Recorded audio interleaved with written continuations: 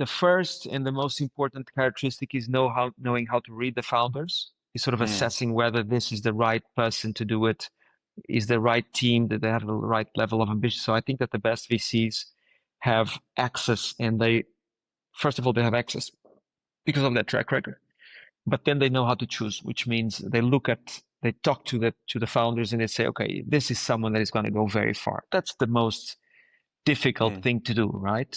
You can test them, you can talk to them, you can negotiate, but it's difficult to know whether they're going to get it done or not. That would be the number one characteristic, and it's more of a soft skill kind of thing.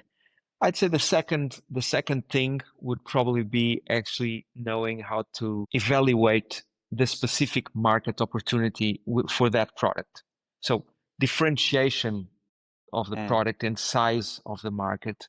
And sometimes to do that, you really need to know what you're talking about. I mean, sometimes it's pretty obvious and it's common sense, but quite often and increasingly, you need to know what you're talking about technically. So you need depthness in your team. You need experience. You need past founders in your team and people with a technical background. I'd say that's number two.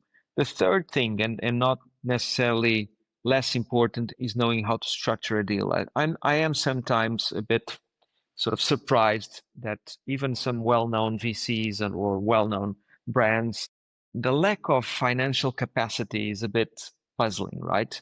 I think it happens because in some markets, particularly in the US, everything is like a little Lego set, right?